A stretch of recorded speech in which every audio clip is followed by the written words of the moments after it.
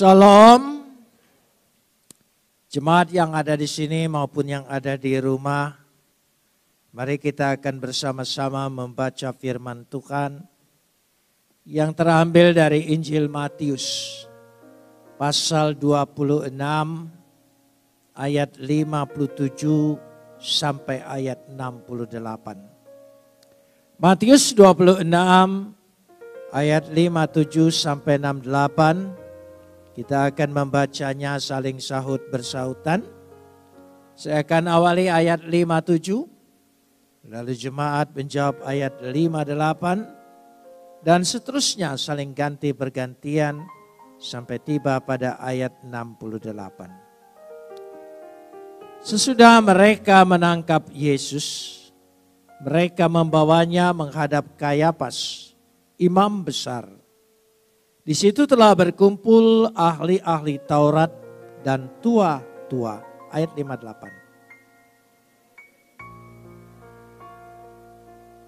Sampai ke halaman imam besar, dan setelah masuk ke dalam, ia duduk di antara pengawal-pengawal untuk melihat kesudahan perkara itu. Imam-imam kepala malah seluruh mahkamah agama mencari kesaksian palsu terhadap Yesus, supaya ia dapat dihukum mati. Tetapi mereka tidak memperolehnya, walaupun tampil banyak saksi dusta, tetapi akhirnya tampillah 2 orang. Yang mengatakan, orang ini berkata, aku dapat merobohkan bait Tuhan dan membangunnya kembali dalam 3 hari.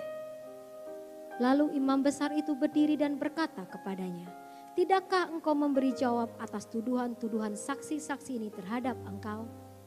Tetapi Yesus tetap diam. Lalu kata imam besar itu kepadanya, demi Tuhan yang hidup, katakanlah kepada kami, apakah engkau Mesias, anak Bapa atau tidak? Jawab Yesus, engkau telah mengatakannya, akan tetapi aku berkata kepadamu, mulai sekarang kamu akan melihat Anak Manusia duduk di sebelah kanan Yang Maha Kuasa dan datang di atas awan-awan di langit. Maka imam besar itu mengoyakkan pakaiannya dan berkata, ia menghujat Tuhan. Untuk apa lagi kita perlu saksi lagi? Sekarang telah kamu dengar hujatnya. Bagaimana pendapat kamu? Mereka menjawab dan berkata, ia harus dihukum mati. Lalu mereka meludahi mukanya dan meninjunya. Orang-orang lain memukul dia. Dan berkata, cobalah katakan kepada kami, hai Mesias, siapakah yang memukul engkau? Kapot lecha Adonai Elohenu kapot lecha. Segala kemuliaan ya Adonai Tuhanku, kemuliaan bagimu.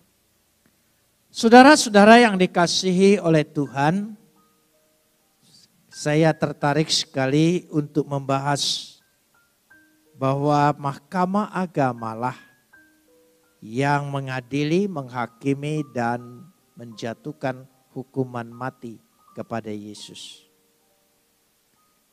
Sebagaimana pada pemberitaan firman yang lalu, bahwa agama adalah buatan manusia.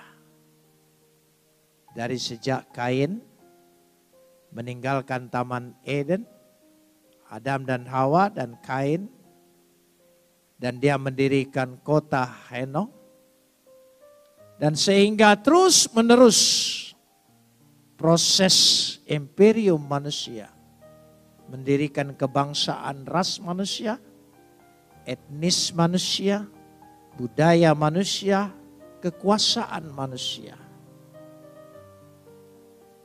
Dan itulah juga termasuk dengan agama manusia. Dan sejak itu agama itu berbarengan dengan kekuasaan. Maka setiap agama selalu ingin mempunyai nafsu kekuasaan. Karena itu tugasnya di sini lihat sekali bahwa dipertontonkan dengan jelas bahwa agama itu sendiri menentang Mesias itu. Kalau kita lihat proses ini, sesungguhnya tugas mahkamah agama itu hanya di bidang spiritual. Dia tidak dapat menjatuhkan apapun. Tetapi itulah kekuasaan manusia. Saudara, ada perkembangan. Saya ingin nyatakan ada perkembangan. Umat Israel menerima wahyu Tuhan. Tapi kemudian mereka melembagakan wahyu itu. Dan itu menjadi kekuasaan. Disitulah agama Yahudi pun menjadi agama dunia. Karenanya Yesus memberikan tantangan sama seperti Tuhan yang menentang imperium manusia, adat istiadat manusia, etika manusia, hukum manusia. Perhatikan. Dari sejak itu Tuhan menunjukkan dia tidak memilih Kain, dia memilih Habil. Itu bertentangan sekali dengan adat istiadat manusia. Mestinya anak sulung yang punya hak, tapi tidak. Tuhan ingin menunjukkan bahwa apa yang kau buat, apa yang kau bentuk, apa yang menjadi konsepmu, aku tidak menerimanya. Aku menolaknya. Dan seterusnya. Karenanya nanti kita lihat bahwa pada puncaknya, yaitu Kejadian pasal 10 dan 11, Nimrod yang disebut pahlawan, gagah perkasa yang berhadap-hadapan dengan Tuhan, bukan di hadapan Tuhan, berhadapan dengan Tuhan, menentang Tuhan, bertentangan dengan Tuhan. Itulah yang dipikirkan manusia. Makanya ketika ini merasuk juga dalam pemikiran orang Yahudi di kemudian hari, bahwa Mesias itu gagah perkasa, Mesias itu menunjukkan kekuasaan di dunia, kerajaan di dunia. Merasuki mereka. Yesus menentang itu semua. Konsep manusia, pikiran manusia, konklusi manusia. Dia tentang Mesias bukan kekuasaan di tengah dunia. Kerajaanku tidak datang di dunia ini, tetapi dari surga. Karena mereka kecewa. Kenapa Mesias harus mati? Kenapa Mesias harus disalib? Kenapa Mesias kalah? Karena berbeda dengan konsep semula agama manusia. Nimrod itu pahlawan gagah perkasa. Kalau itu, engkau akan menyembah Thanos saja. Atau menyembah yang lain, Avenger itu banyak pahlawannya. Itulah pikiran manusia, itu konsep manusia. Yesus datang bertentangan sekali dengan konsep itu. Karena dia tidak datang dari agama manusia. Dia datang utusan Tuhan.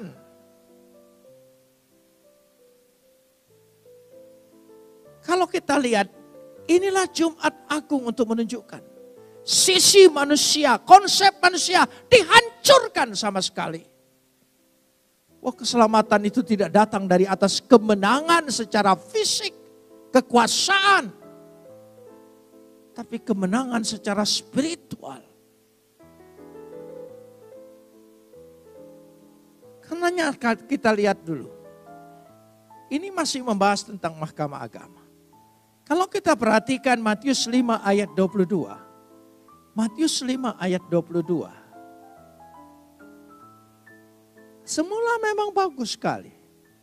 Tapi aku berkata kepadamu, setiap orang yang marah terhadap saudaranya harus dihukum. Siapa yang berkata kepada saudaranya kafir, ya, harus dihadapkan ke mahkamah agama. Dan siapa yang berkata jahil, ia harus diserahkan ke dalam neraka yang bernyala-nyala. Saudara perhatikan, ini konsep Tuhan. Tidak bisa kita menghakimi orang, mengadili orang, menyatakan orang itu kafir, sesat, jahil, sesat. Itu maksudnya. Tidak boleh. Tapi agama manusia punya hak, seolah-olah punya stempel, menyatakan itu benar, ini salah, itu kafir, ini benar.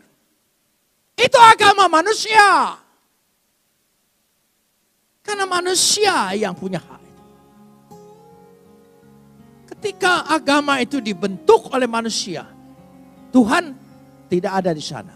Tapi dia mengklaim, menarik Tuhan di pihaknya dan meniadakan Tuhan di pihak orang lain. Itu ciri.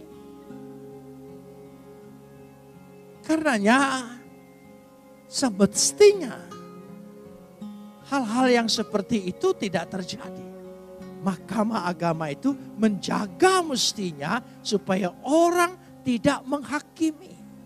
Tapi ternyata, saudara perhatikan dalam bacaan kita tadi, mahkamah agama menghakimi, mengadili, menghukum, bahkan menjatuhkan hukuman mati.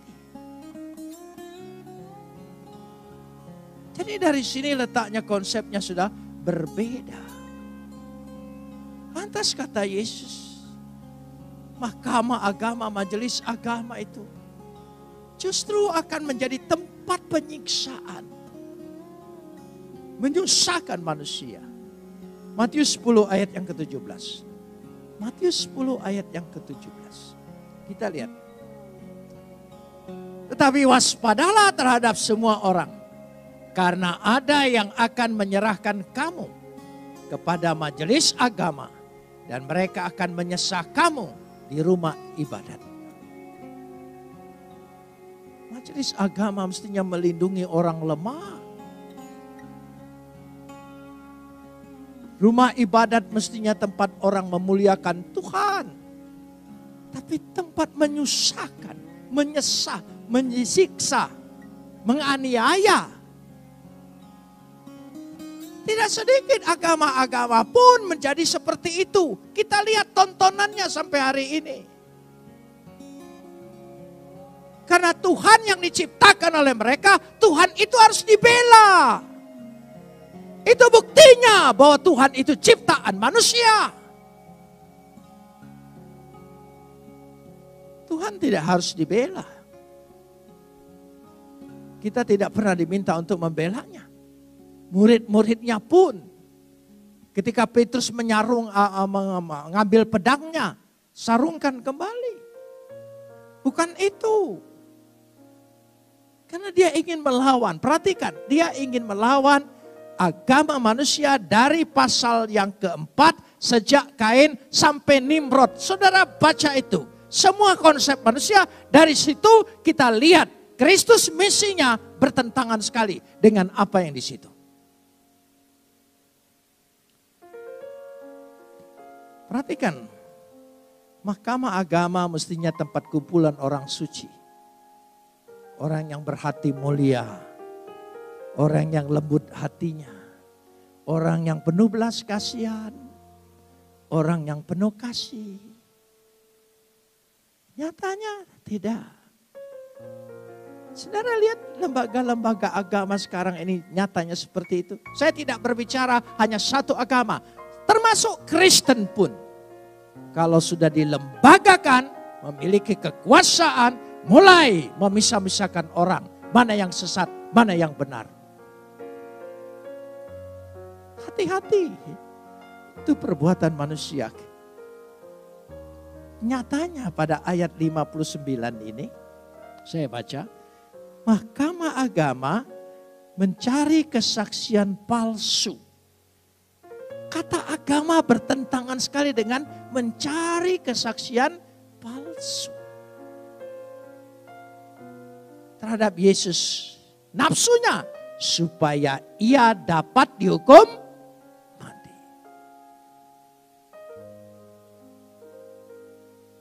Saudara, kesaksian palsu ini rupanya memang itulah yang menjadi keluhan manusia. Itulah yang menjadi pergumulan manusia, itulah yang menjadi musuh. Bahkan itulah juga yang menjadi doa-doa Daud. Supaya terhindar dari kesaksian dusta, kesaksian palsu. Karena manusia senang melakukan itu. Karena kepalsuan itu sejak dibuat oleh iblis waktu manusia jatuh dalam dosa. Engkau akan mengetahui baik dan buruk. Engkau akan menjadi sama seperti Tuhan. Mengetahui, menarik hati. Setelah dia tahu, ternyata mereka telanjang. Kehinaan. Jadi di situ. Makanya Tuhan bertanya seolah-olah untuk menunjukkan, kamu ingin tahu? Dari mana kamu tahu bahwa kamu telanjang? Kita lihat kerangka tafsirnya secara keseluruhan. Jangan menafsirkan secara parsial. Jangan menafsirkan minimalis daripada semua kerangka berita yang ingin diberitakan. Karenanya itu kita lihat sekarang. Menjadi satu pergumulan. Mazmur 27 ayat 12. Mazmur 27 ayat yang ke-12. Janganlah menyerahkan aku kepada nafsu lawanku. Sebab telah bangkit menyerang aku saksi-saksi dusta. Dan orang-orang yang bernapaskan kelaliman. Bukankah perjanjian lama menubuatkan semua? Saksi dusta itu. Yesus sudah tahu ini. Tapi ingin menunjukkan kepada kita.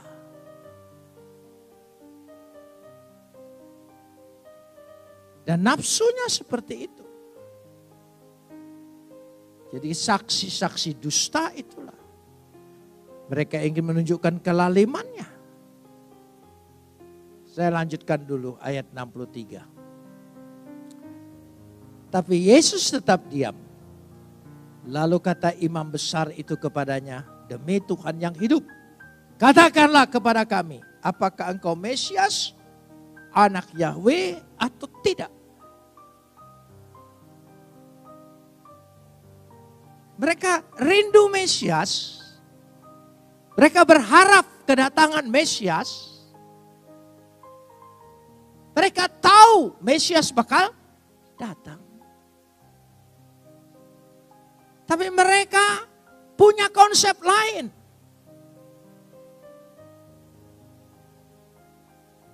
Ciri-ciri kitab suci semua menggambarkan tentang Mesias hilang. Lenyap dari konsep mereka. Mereka hanya berpikir Mesias seperti Nimrod. Mesias itu seperti Nimrod.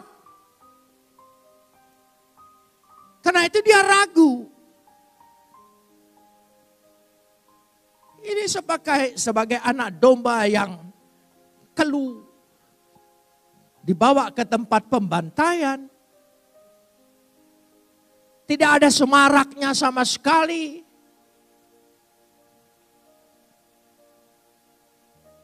Pengikutnya secara setia murid tidak lebih dari 12 orang. 12 juga tidak semuanya setia. Bahkan semuanya tidak setia. Pernah tinggalkan dia. Bukan hanya kesalahan Yudas. Semuanya termasuk Petrus. Tapi bedanya Yudas dan Petrus. Petrus bertobat. Yudas mencari jalan sendiri. Apakah Mesias atau bukan? Berharap sekali Mesias itu datang. Kalau berharap Mesias datang, tolong menurut konsep Tuhan Mesias. Jangan menurut konsep manusia. Coba kita lihat dulu bandingannya. Yohanes 10 ayat 24. Yohanes 10 ayat 24. Itu harapan mereka. 10 ayat 24. Yohanes yang ke-10 ayat 24. Maka orang-orang Yahudi mengelilingi dia dan berkata kepadanya, berapa lama lagi engkau membiarkan kami hidup dalam kebimbangan? Jikalau engkau Mesias, katakanlah terus terang kepada kami. Ini kan terkandung sebuah harapan. Tapi dia ragu. Jangan kita berpikir bahwa Tuhan, yang diinginkan Tuhan, kehendak Tuhan, pikiran Tuhan menurut pikiran kita. Konsep kita. Kita juga seperti itu. Saya percaya kalau saya berdoa pasti segera dapat mujizat, jalan keluar. Pikiran manusia kita seperti itu. Itu iman menurut konsep kita. Tidak iman menurut kehendak Tuhan. Kadang-kadang kehendak Tuhan kita tidak mengerti. Kita tahu Tuhan itu penolong. Kita tahu kuasanya luar biasa. Orang percaya tidak akan dibiarkannya. Tetapi mengapa kita mengalami banyak perkara hal-hal yang seperti ini? Kenapa Tuhan biarkan kita? Seringkali kita tidak mengerti. Dalam ketidakmengertian kita dibutuhkan iman percaya. Ternyata pada akhirnya Tuhan betul tidak pernah meninggalkan kita. Di ujungnya sana. Tuhan ingin menunjukkan, ingin mendemonstrasikan kuasanya. Sebelum titik nadir, apa artinya kalau aku tunjukkan? Kuasa Tuhan bukan sulap.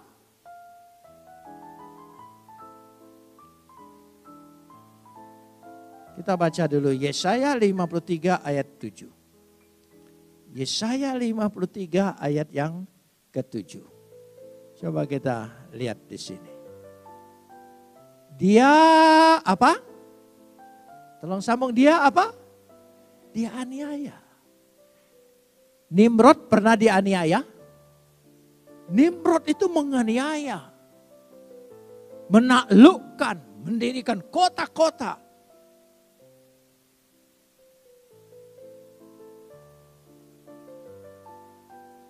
Jangan saudara pikir kisah Nimrod itu hanya tambahan, bukan. Itu menunjukkan konsep manusia. Tapi Mesias sudah digambarkan oleh orang Yahudi juga seperti itu.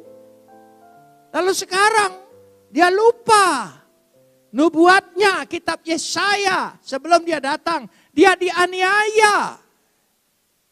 Coba dia dianiaya. Kita baca lagi dulu. Ya. Yesaya ini. 53 ayat yang ke-7. Coba jangan dihilangkan dulu. Tetapi dia apa?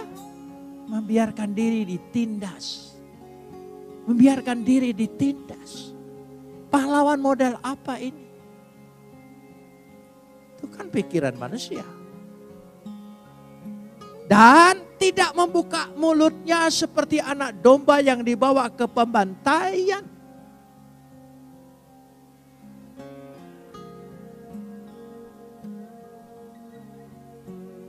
Coba kita pikir sejenak ayat ini.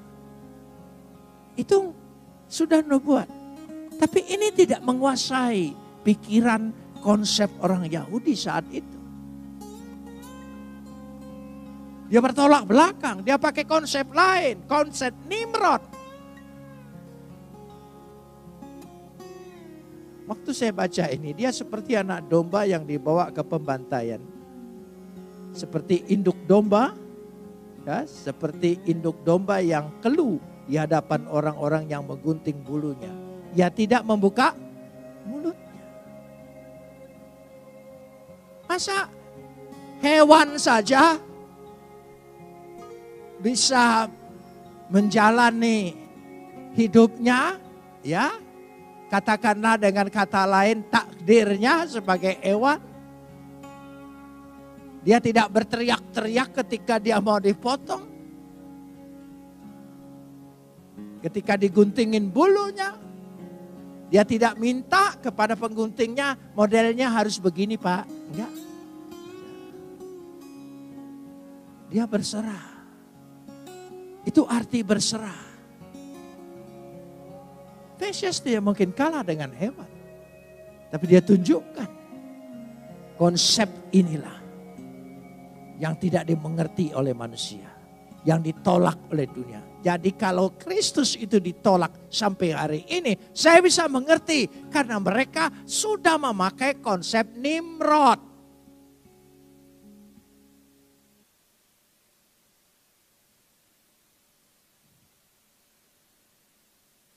Kita lihat bahwa anak manusia, ketika dia berkata anak manusia, dia anggap menghujat. Saudara mengerti anak manusia di sini?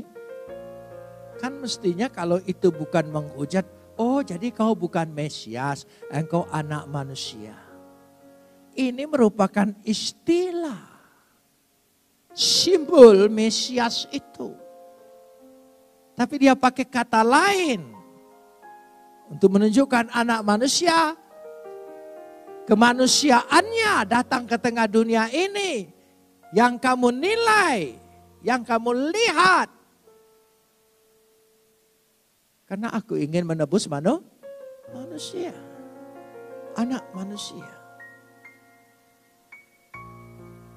Kata anak manusia ini coba kita lihat dulu. Wahyu pasal 1 ayat 7. Wahyu pasal 1 ayat yang ke-7. Kita ingin melihat bersama-sama. Wahyu pasal 1 ayat 7. Lihatlah, ia datang dengan awan-awan. Dan setiap mata akan melihat dia. Juga mereka akan yang menikam dia. Dan semua bangsa di bumi akan meratapi dia. Ya amin. Dia akan datang. Karena ini sangat tersinggung sekali. Imam-imam besar ini, kepala-kepala tua-tua di sana. Anak manusia duduk di sebelah kanan yang maha kuasa. Engkau menyamakan diri dengan Yahweh. Engkau menyamakan diri dengan Bapa. Engkau menyamakan diri dengan Tuhan. Ini kata, kalau menurut konsep agama manusia, maha suci dia, jangan disamakan dengan apapun.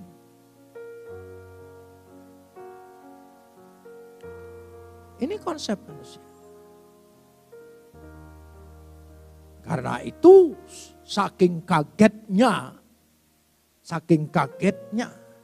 imam besar itu mengoyakkan pakaiannya dan berkata, "Ia menghujat Tuhan." Saudara mengerti maksudnya? Disinilah lahir pembela-pembela agama, pembela-pembela Tuhan. Seolah-olah dia ingin menjaga kekudusan Tuhan. Nama itu tidak boleh disebut dengan sia-sia. Mereka menjaga itu, tapi mereka tidak menjaga perilakunya. Makanya saya suka pikir, peristiwa-peristiwa kita yang baru-baru ini, ya, kalau kita lihat bom yang ada di Makassar, terus menembak Mabes Polri di Jakarta.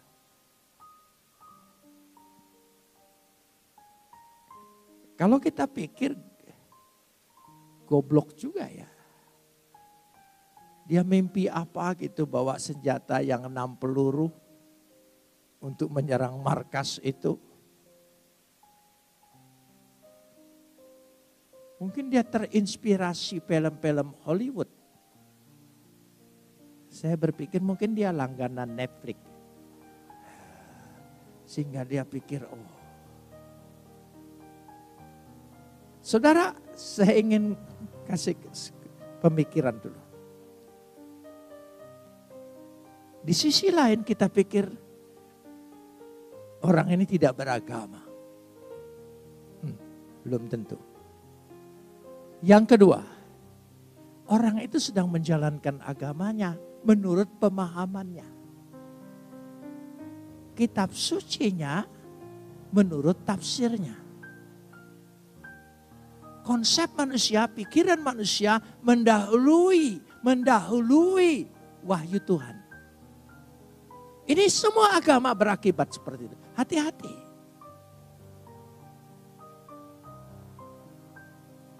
Kita pikir goblok sekali. Secara humor saya pikir, jangan-jangan teroris yang di Makassar itu tahu bahwa jalan ke surga itu harus lewat gereja.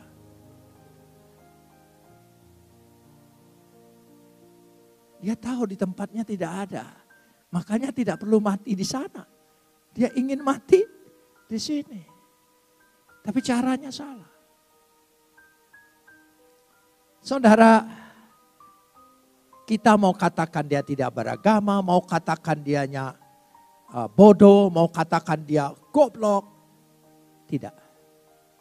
Dia menjalankan agamanya. Saya mengerti. Karena saya dulu juga punya konsep yang sama. Untung kasih karunia Tuhan menyelamatkan saya.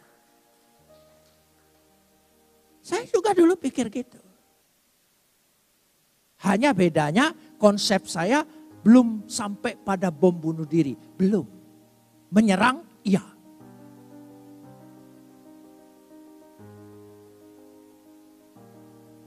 Jadi kita tidak bisa salahkan dia tidak beragama atau bodoh. Yang membuat dia seperti itu kan tidak semua saudara-saudara kita yang dari agama Islam berpendapat untuk bom bunuh diri, tidak semua. Tapi kitab sucinya sama kan? Di mana letaknya? Tafsirnya. Ketika dia menafsirkan itu, itulah yang buat berbeda. Sehingga menjadi pembela Tuhan. Kita tidak perlu membela Tuhan. Ia menghujat Tuhan, ia harus dihukum mati. Karena dia menyamakan dirinya dengan Tuhan. Kalau kita pikir, apakah salah Mahkamah Agama berpikir seperti ini? Tidak juga. Tapi di mana salahnya? Kekuasaan nafsunya, kekerasannya. Imamat 24 ayat yang ke-16. Imamat 24 ayat yang ke-16. Sesuai dengan siapa yang menghujat nama Tuhan, pastilah ia dihukum mati. Dilontari dengan batu oleh seluruh jemaat itu. Itu hukum kan? Jadi ketika Mahkamah Agama ini melaksanakan imamat ini, apa salahnya? Tidak ada yang salah. Bedanya, ada bedanya. Tafsirnya, sejauh mana menghujat Tuhan. Seringkali kita bertanya, di mana Yesus menyatakan dirinya Mesias, anak Bapa, sama dengan Tuhan. Di sini letaknya. Para imam-imam kepala itu awas sekali dengan imamat ini. Jadi ketika Yesus sudah menyamakan dirinya dengan Bapa, oh ini harus dihukum mati. Dia tidak mengerti. Dan sampai hari ini banyak orang tidak mengerti. Atau tidak mau mengerti atau tidak dibukakan pengertiannya.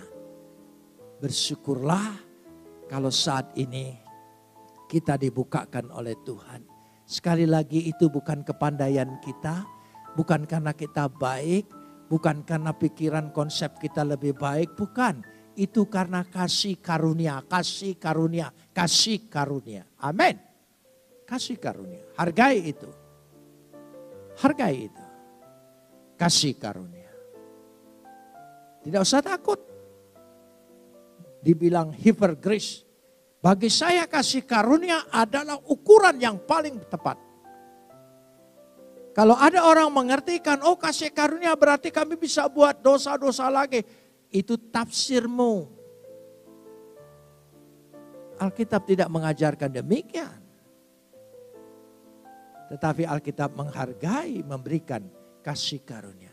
Kalau bukan kasih karunia, Yesus tidak perlu datang. Kalau bukan kasih karunia, Yesus tidak perlu mati di kayu salib. Kalau bukan kasih karunia, dia tidak bangkit. Kalau bukan kasih karunia, dia tidak jadi juru selamat. Kalau bukan kasih karunia, dia tidak menebus dosa kita. Jadi dari awal sampai akhir, semata-mata hanya kasih karunia. Ketika engkau menerima perjamuan, diingatkan di Jumat Agung ini, oh Tuhan, aku bukan siapa-siapa. Ini konsep beda-beda sekali. Yaitu kasih karunia. Mari kita berdoa. Kita mau masuk persiapan perjamuan kudus.